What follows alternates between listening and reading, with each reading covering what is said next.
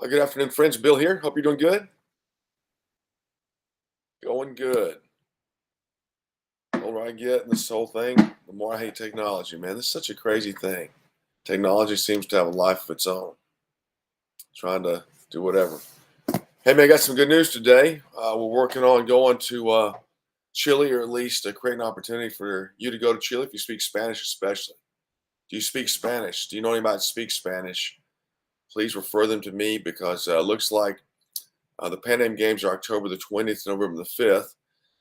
And the Pan Am Games is like, if you don't know what it is, kind of like a mini, it's an Olympic style event for the Americas, from, North America, Central, South America. So all the athletes. Heath, how you doing, sir? You speak Spanish, Heath? And so that's what it is. And I've been to a couple of them, and they're good events. Anyway, they're good events. It's good.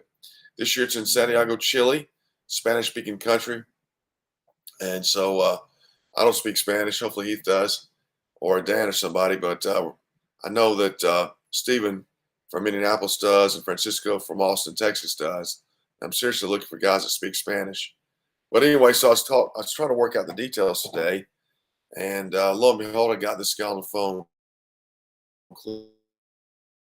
missionary. And one of the guys, I met two other guys like this in all these years, but Cliff had been there 16 years, and he was actually planning on an outreach, Learning But Limited.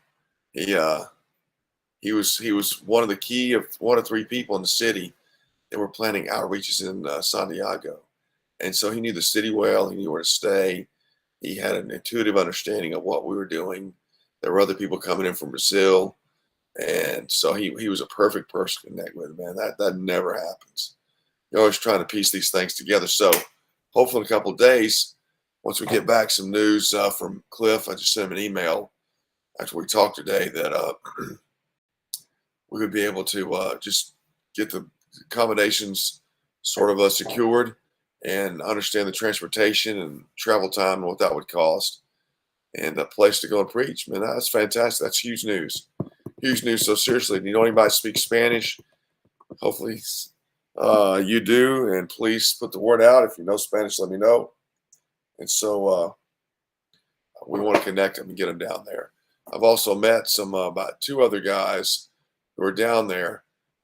Like I said before, I'm on the board of REF, Reformed Evangelistic Fellowship, and a missionary agency. And so met some guys through that, and they're down there. They're ready to go.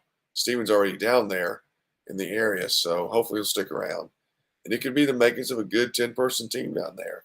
And that would be a lot of fun. Those are great. I love those events when you've got we saw that in the Commonwealth Games last summer. You got an event going on that does attract a lot of people. You got a big city. It's got a lot of foot traffic anyway. And it's just, you don't have enough events that you're always trying to catch the event. So nor is one event really the big event kind of thing. I mean, at these kind of events, you have the opening ceremonies and the closing, but there's, 2 weeks in between. So it's just get up and preach all day thing. Preach all day. We did the Commonwealth Games and had a ball. Gary and Doc and me and brother from Athens, Rich Saplita. So man, I love those things. It'd be a great trip. So share the good news. Also working on NFL London, the 6th to the 16th of October. Fun with the banner up there. And I think there's 5 of us right now going. That's a good start. And again, you have a great opportunity, man. It's just full on preaching, 8 hours a day. And it's just, I love that. So if you want to go to Chile, let me know. If you want to go to London, let me know. That'd be a lot of fun. I guess the third event is the Grey Cup. Yes, the Grey Cup. Man, I'll tell you what, will you pray with me that we get 20 Canadians to come to the Grey Cup? We just about got it all set up. I'm going to go in a couple of weeks to secure the accommodation. I really need to email that lady today or tomorrow. But once we get that secured, we really want to press on getting 20 Canadian guys there to preach. That would be outstanding. An outstanding start to getting things rolling. We had a great Cup last year, and it was cold. There were 6 of us, 4 Americans and 3 Canadians, is that right? Well, 2 Canadians, and then there's a local guy that preached, Aaron. Had a blast. 20 Canadians plus Americans, 25 people, 30 people. That's going to be good. So those are 3 big events this fall that we can really drill down on, if you will. So I'm trying to work out some things for the cricket. I'm probably not going, and the Rugby World Cup in France. I'm not going there either, but just working on those things. I do want to ask you to pray for this weekend. The Music City Grand Prix is in Nashville. Please pray for these guys. 33 people going, Lord willing. Ben Grady does a fantastic job leading the outreach. Heath is a team leader. David Day's a team leader. And Will Dietrich's team leader.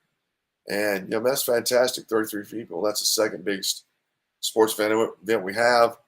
And, it's just kind of one of those events. As long as the Grand Prix is going, it can grow. That's what we're after. You get a little traction, which has happened pretty quickly. And the event can grow because the event's a big event. Of course, our main mission here is to center share the gospel. So 33 people saturating that Broadway area and over where the walking bridge is, the CMA Hall of Fame. It's just amazing opportunity. So pray that everybody makes it. Pray for a fruitful time. Pray that God is there and works in a mighty way. Pray for the salvation of sinners and the fellowship with the saints. And please remember that your prayers until really Monday would say to everybody gets home. I really want to ask you to pray. And again, Ben does a fantastic job.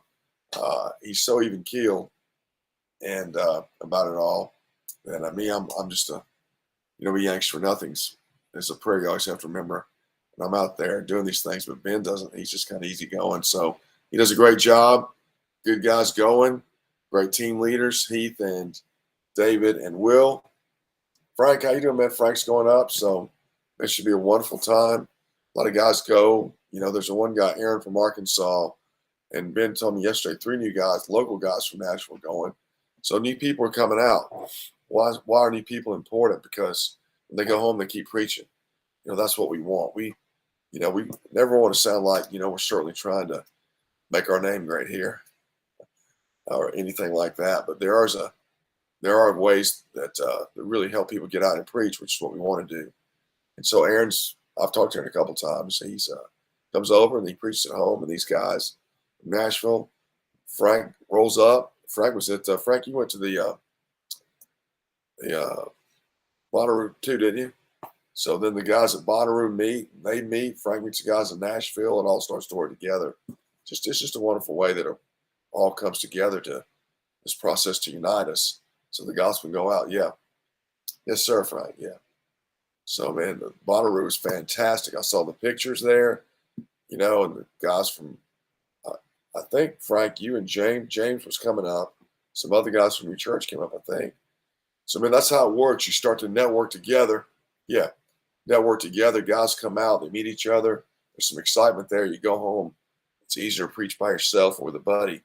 But, you've just interacted and labored with other people. So that's good. That's good about Nashville. So pray for these guys to get there. And it's a unbelievably fruitful time. This weekend, I was a little slow in the draw. But need more preachers, and we don't. That's exactly right, Frank. Can't have it. This weekend, Adam Wright up in Canton, Ohio, is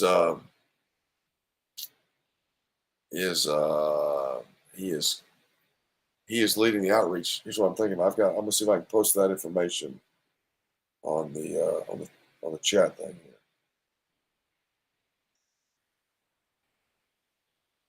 Hold on 1 second. Let's see here. Let me try to find it. Here it is.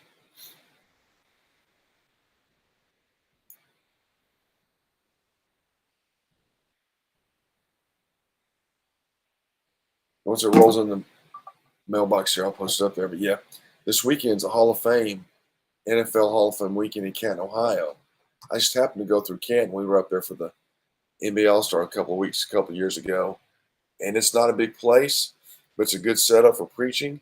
Adam lives there in the area, and I think it's a great opportunity if you're there and know somebody up there, share with them. There's preaching starting Thursday.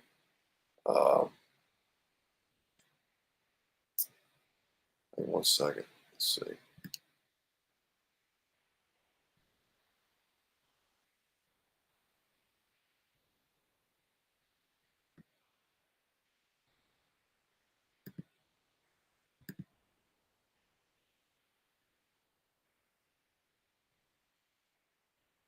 What's going on here now?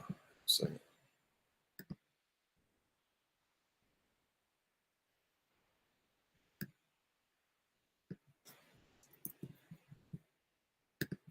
Here we go. They're going there. Oh yeah. So there's Thursday, Friday, and Saturday, 4 days of preaching. The key thing is really, he kind of gets lost on us a little bit, but it's a big deal. It's a huge deal for the NFL because yeah, click that link and come up with all the information about this weekend. Share with people that are in the area want to go over there and join it. Kansas, I think it's sort of in northern Ohio, but anyway, the NFL is having it's a big Hall of Fame weekend, and they induct these guys that gave their life to playing football, and all these other dignitaries come in, and it's a big deal. It's like their main, I guess, non-foot game event, and I mean, this is really important to the players, so it's an important NFL.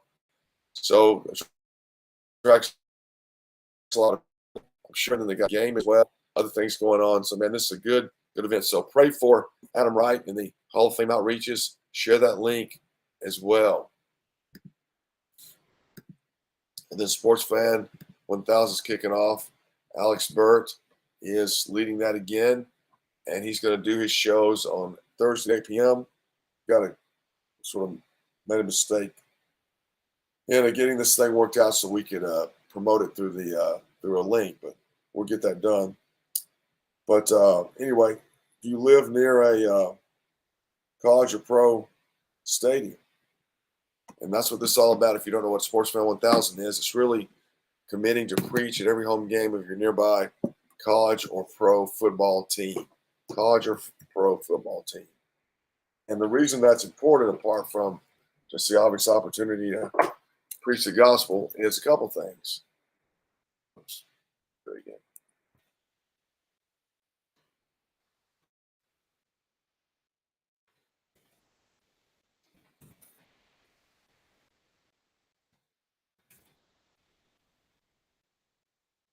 About 8.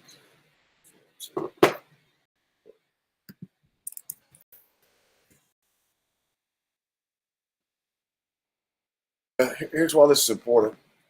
So much that happens when you commit to preaching somewhere consistently. And so one thing about the football stuff is that you have a lot of people going to these games.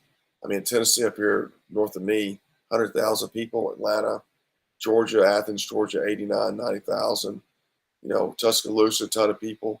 So you have a lot of people, and you have a lot of people coming from a lot of different places, and then you have a lot of people coming every week to a game.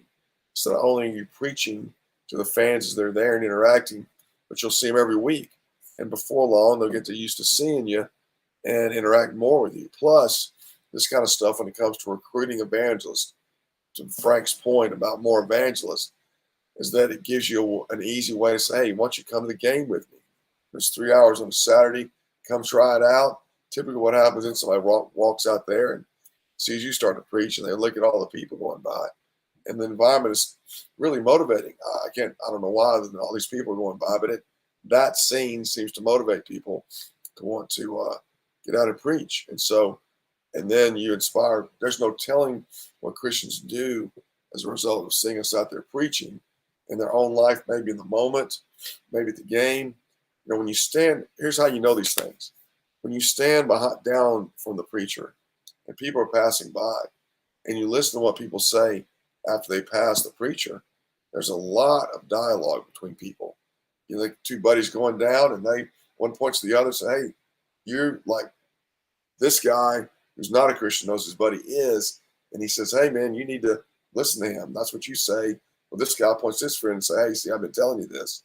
And so there's so much that goes on, you can't really plan. It might seem so, I don't know what it might seem like at this point, but like too many people, too impersonal. You know, people always ask us, they say, well, what happens? What happens, or how do you follow up, or all this stuff? And those are important questions. The main thing is to get out there and start doing it. get out there and start preaching. That's the main thing to do, because nothing is going to happen if you don't start preaching. This is what we're driving at. So when you get out there and start preaching, something is going to happen. And so then when you're there every week, then more things happen. It's that kind of simple. So most of us don't live in a place where there's a lot of foot traffic. You have to get in the car and go somewhere. So a football game is pretty reliable and having a lot of people, and you can depend on the times. And once you figure out where to stand, you can be very consistent. That's my point. You can be really consistent there. So if you live near a college or football stadium, you can contact Alex Burt. You can see his information there. Say, I'd like to sign up and preach at these games, or, just ask Alex to tell you more about it, and he would be glad to do it. I think these things really provide a tremendous opportunity. Now, Frank preaches a lot at University of North Alabama. Campuses are really good, and campuses need you to be consistent there as well. And so we certainly encourage everyone to get out and preach on the campus as well. Really, if you had to come up with a full-time schedule and you live near a campus and a stadium and stuff, a campus would be part of that process. That you get out there once a week, every week, and preach to the students as well. When you're there, things happen. When you're not there, really nothing is happening. And so that's why that's so important. So Sportsman 1000, contact Alex and tell him that you want to sign up. I mean, we're doing this for all the sports. It takes a little time to get these kind of programs going. So we're in the back half of the baseball season. So if you live near an MLB stadium and want to commit to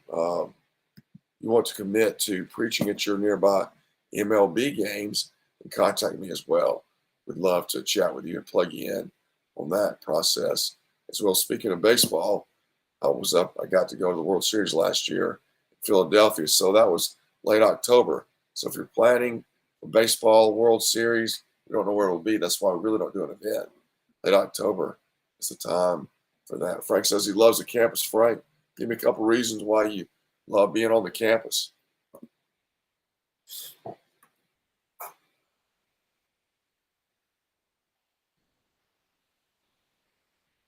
Let's see if you'll respond here. So SFOI 1000, what else is going on? We had a good chat yesterday with Pastor Kohler about the forgotten officer, the evangelist forgotten officer, and really closing in one more week. Next week, if you want to join us one more week and then watch the other recorded versions, then send an email info@sfoi.org and tell Christo that you want to join the last meeting. So it's really good. Frank says the kids are so open to talking. Yeah, a lot of times adults, they're pretty shut down about it. But kids will talk to you. So that's cool. But yeah, this is what really Pastor Kohler's talking about. Just really the issue at hand when you have an evangelist on the team or don't is, are you reaching out? I mean, it seems so simple, doesn't it? When the pastor's conducting a service, something's happening, right? You're having a service, the word's preached, you're worshiping, doing the Lord's Supper, whatnot. Something's happening. I'm not negating the work of the Spirit at all. The Spirit blows where it wants to, Jesus says, and you can't tell where it's coming and going, but you can see where it's working. But from a human perspective, so, things happen. Yeah, Frank said going out to this campus every week, the kids get to know you. So, I mean, I'm going to talk about that in a second. But yeah, so something happens. You go to church, something happens. You don't go out and knock on your neighbor's door, nothing happens. Nowadays, a Jehovah's Witness might put up a stand in the neighborhood. But see, the evangelist is bringing an evangelistic effort. He's bringing an evangelistic thrust. He's taking action. The pastor takes pastoral action. Teachers take teaching actions. And we bring evangelistic action. And when you have it, things move forward. And like on the campus, when you're there every week, evangelistic encounters happen. As Bobby and Peter Salas would say, gospel preaching leads to gospel conversations. So when you get out there and do this work, things happen. Kids talk to you on the campus. Adults talk to you at the ball game. That's the way it works. That's why we go. We want them to hear. Faith comes by hearing. Some water, God gives the increase, and then people interact with you. That's the whole goal. And that right there is really the goal. We don't really see Jesus, in a sense, really trying to do anything more. In the context, it was conversations other than interact with people in a moment. His great emphasis was believe in me, come to me, receive me. And so, not that we're him, of course, but this is the interaction is our great emphasis. And what comes from that, we want it to happen as well. We want people to be in a place to be discipled. And so for the good church, but you got to really zero in on the reality that we're bringing an evangelistic,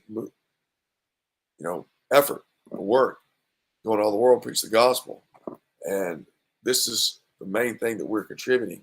When we do that, things start happening. People start responding. So the more you're preaching, campus, ball games, concerts, the more things happen. Bonnaroo, the more the team was there, the kids would talk to the team. The more kids that talk to the team and hear the word, the more the word is working. In these scenarios, there's not much light.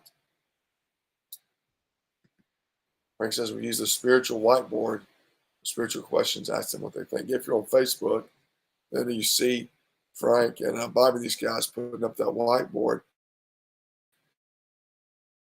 That's evangelist asking questions, trying to undermine their confidence and their unbelief, these things, and creating these conversations. This is the preaching, this is the fruit, this is what we want to have happen. And this is why we push so hard to get guys out preaching and evangelizing and then being public about it, because I think in the public aspect of it, you're stirring people up, you're taking out the control, and you sit around having coffee, you can kind of finesse a conversation. But out there, man, you're bringing the word, people responding to the word. You can't nuance that. They're going to respond to what you're saying. And for us, preaching Christ, the cross of Christ, sin, death, these things, life and reconciliation with God, being a new creature, and so forth. This is evangelistic language to drive, to push on them, really in a human sense, to put pressure on them to respond, the Spirit of God working in that process to bring forth a response. And so there's not much nuance there. And that's what you want. You want a real clear question. You want a real clear, direct interaction. So, man, that's what we're pushing here. To get out and preach, getting an evangelist in the leadership, the eldership of the church. And one more second. I got really sick on Sunday. Not really sick. I just got a really bad sore throat. I'm not really doing very well here. A couple more events here. The Circleville, October 18 and 21. Should be a great event. Joshua Richards leading that. And then Ben Grady leading this training in Nashville as well. Frank, you guys do anything? Got anything coming up soon? Or Heath, what are y'all doing this weekend? Oh, Heath's going to be in Nashville. Heath, when is don't y'all have some big festival in June? Green Bay. 2 years World Cup soccer. 16 stadiums over 3 nations, Canada, U.S., and Mexico. Click that link, see if I can pull it up while, see if Frank responds.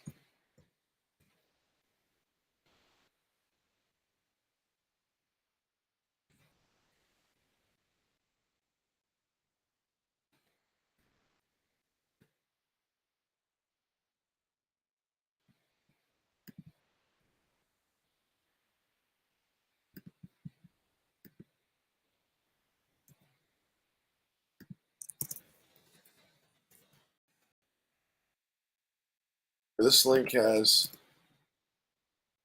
16 stadiums on it. You click on it. I'm looking for guys to basically adopt a stadium and preach to all the games that are going to be held at these stadiums during the World Cup, June, July 2026. I'll just read them off. I'm sitting here. Atlanta, Boston, Dallas, Guadalajara, Mexico, Houston, Kansas City, Los Angeles, Mexico City, Miami, Monterrey, Mexico, New York, New Jersey. That's MetLife Stadium. Philadelphia, San Francisco, Seattle, Toronto, and Vancouver. We were just in Seattle's Lumen Field. That's a great spot. So, man, those are easy. Pick a spot and go.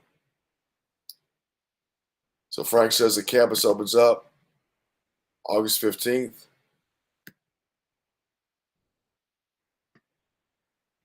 And he's preaching Fridays, and you'll be in Nashville.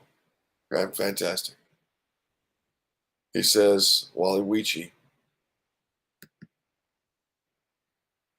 Okay. Cool.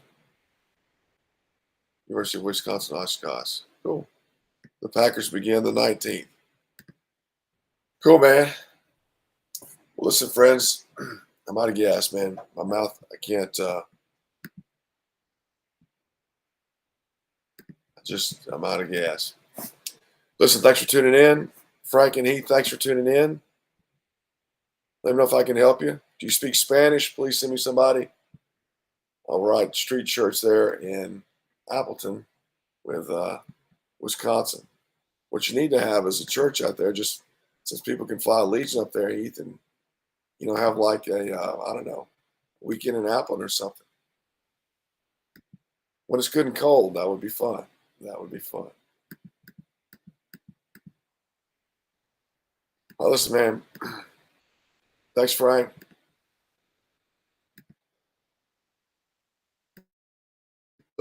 Everybody speaks Spanish. Send them a. We really want to have a good crew up there. In Chile, I think it's going to be a really good deal. So thanks for tuning in. Frank and Heath, take care. We'll talk to you guys soon. Keep preaching.